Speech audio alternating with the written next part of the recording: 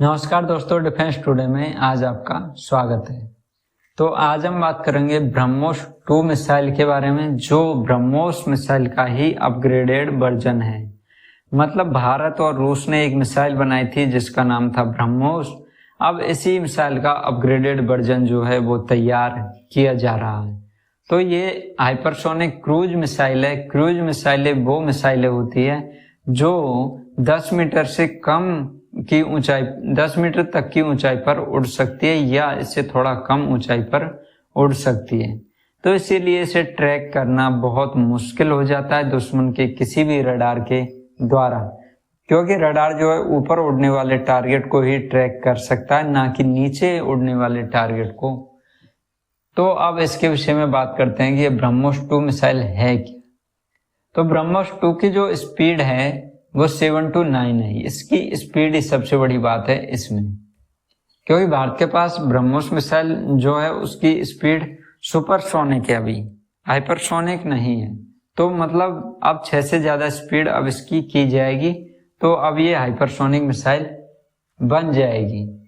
तो इसी के साथ इसका अपग्रेडेशन हो गया, मतलब हाइपरसोनिक क्रूज मिसाइल, जो कि भारत के लिए बहुत अच्छी बात है। भारत के पास पहले ही सबसे अच्छी क्रूज मिसाइल ब्रह्मोस थी। अब ब्रह्मोस 2 जो है हाइपरसोनिक क्रूज मिसाइल होगी, जो इसे बहुत ज्यादा ताकतवर बनाएगी, क्योंकि इसके जो लॉन्च प्लेटफॉर्म है वो जमीन, समुद्र और पनडुब्बी, मतलब कहीं से भी ये लॉन्च हो सकती है। तो नौसेना के लिए भी जरूरी है और थल सेना के लिए भी जरूरी है, और किसी भी फाइटर जेट के लिए भारत के लिए ये जरूरी है, क्योंकि भारत के फाइटर जेट में भी ब्रह्मोस मिसाइल जो है इंटीग्रेटेड है, जिससे भारत के फाइटर जेट की जो क्षमता है वो काफी हद तक बढ़ चुकी है। और हम बात करें दूसरा की हाइपरसोनिक स्पीड। इसके जो हाइपरसोनिक स्पीड है, इसी के कारण जो S-400 है और थार जैसे एयर डिफेंस सिस्टम इसे रोक नहीं सकते, क्योंकि इसमें रिएक्शन टाइम बहुत कम मिलता है ऐसी हाइपरसोनिक मिसाइलों के लिए। तो इन्हें ट्रैक भी कर लिया तो रोक नहीं सकते। और ये मिसाइल जो है इंटरसेप्ट करना मुश्किल होता है, क्योंकि ये स्टेल्थ होती है एक तरह से ना, और मोबाइल कमांड पोस्ट के खिलाफ आसानी से हमले कर सकते हैं ग्राउंड पर, और रडार सिस्टम जैसे महत्वपूर्ण इंस्टॉलेशन को भी टारगेट कर सकती है, और बंकरों को भी ये नष्ट कर सकती है, क्योंकि ये बहुत ही नीचे चलती है। और एयरबेस पर भी हमला करना हो दुश्मन देश के, किसी भी पाकिस्तान या चीन के, तो आसानी से हमने ऑपरेशन सिंदूर में देखा है कैसे ब्रह्मोस मिसाइलों ने एयरबेसों को नष्ट कर दिया था पाकिस्तान की।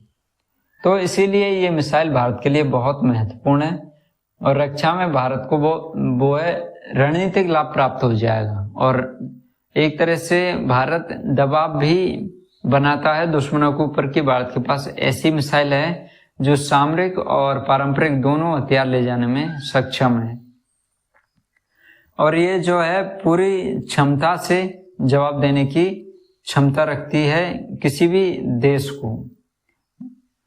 तो नौसेना के लिए ये कैसे महत्वपूर्ण है, इस विषय में हम बात करें तो जहाजों से जैसे ये लॉन्च होगी तो कैरियर ग्रुप, डिस्ट्रॉयर और जैसे भी हवाई अड्डे हैं वहां पर, तो उनको भी टारगेट करने के लिए इसका प्रयोग किया जा सकता है जो एयरबेसेज हैं, जिससे कि दुश्मन की क्षमता भी कमजोर हो जाए।